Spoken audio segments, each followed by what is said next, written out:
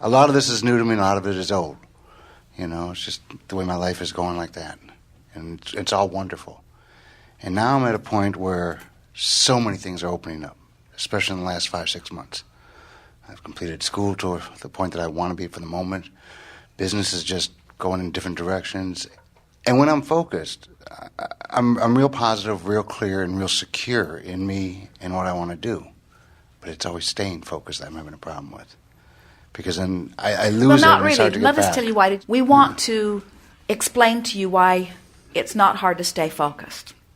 Law of attraction is making it really easy to stay focused on whatever vibration is dominant. So what you really meant was, it's hard for me to stay focused on the vibrations that feel good. Yes. Because I've been practicing the vibrations that feel bad more. Yeah. That's all. So what's the obvious solution? Eliminate Practice the them. ones that Right. feel good more. Yeah. It's really that simple. And it's not about, sometimes people say, well, Abraham, when I was 5, 10, 15, 20, 25, 30, 35, 45, 50, I practiced those things that don't feel good. And now, in this year that I've turned 51, how much can I undo about what I've done before? And we say, your power is in your now.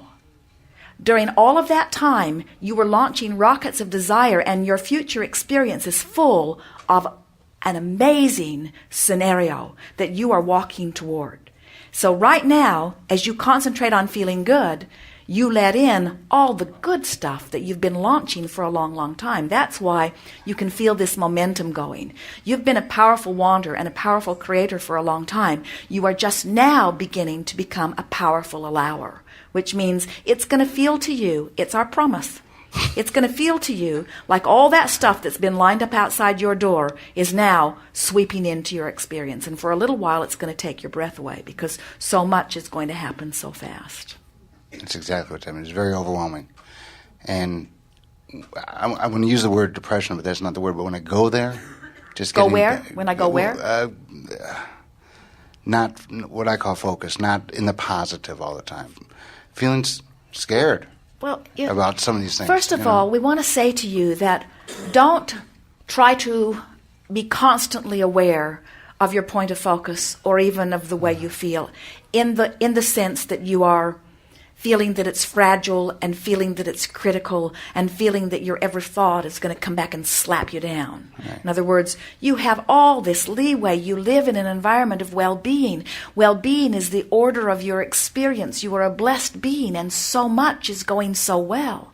So you're always on this quest of fine-tuning, but you don't have to clean it all up today. You're just doing the best you can to feel as best you can while you're focused upon this and while you're focused upon that.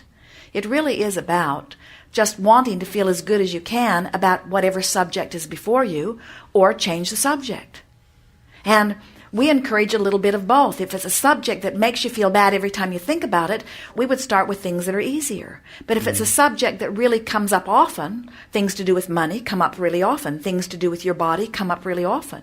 So if it's a subject that you can't get out of your consciousness, it keeps coming up, then it's really worth training your mind to be positively optimistic as you focus, you see.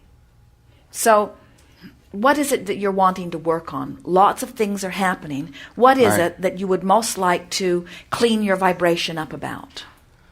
Well, it's twofold, and I think they go together. One is my insecurities in business that I'm about to move into, and how they're going to work out, and then my lack of knowledge, which I need to gain on some of it. All right, so we have a question for you. Okay. Do you believe that you have creative control of your experience? Ultimately, yes. Yeah. Do you know how it is that you affect an outcome? You practice a positive thought until it's the thought that comes most easily. Yes. So if thoughts that don't feel good keep coming up, don't take action yet because the vibration's all screwy and it's not going to turn out well. But that doesn't mean you have to put it off forever, just for 15 minutes till you've cleaned up your vibration. You see? Yes, I do. All right, so we want to go back. Our friend has arthritis in her hips that are painful. She can feel frightened while she has arthritis in her hips, or she can feel hopeful while she has arthritis in her hips. And the arthritis in her hips is dependent upon whether she feels fearful or hopeful. You get that? Mm-hmm. You can have a potentially wonderful business and feel fearful. Or you can have a potentially wonderful business and feel hopeful. And the difference between fearful and hopeful makes the difference between how fast it will be a wonderful business. In other words, you could choose a business that almost everybody fails at. And you could take an emotional journey where you think you will succeed. And a business that almost everybody fails at, you could have enormous success because you took an emotional journey and got yourself into a place of expectation. The universe has to give you what you expect and always does. But we're here to teach you that you have to train yourself into positive expectation. And we can feel that you're doing what so many people do. You're observing and then having a vibrational response. So since you're observing a future experience that you don't know the outcome, then you're letting yourself go all kinds of different ways. Train yourself to only expect to succeed. Have you ever listened to Donald Trump talk? Yeah. Do you ever hear him say, "I hope it works out"? No. What do you hear him say? This is a work. juggernaut. This is a massively wonderful idea. This is one of the best ideas that I've ever had. This is the best building that's ever been built in the city of Tampa. This is the best thing that I've ever sent my attention to. I hire the best people and I get the best results and things always go well for me.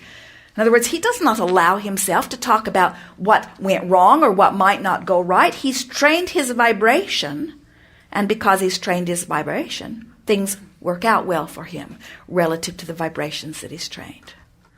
And we could give you endless examples of that. Anybody that succeeded at anything came to a place of expecting success. So the big question is, how do I expect success in a venue where I've never had any experience? Or how do I expect success when I haven't had success?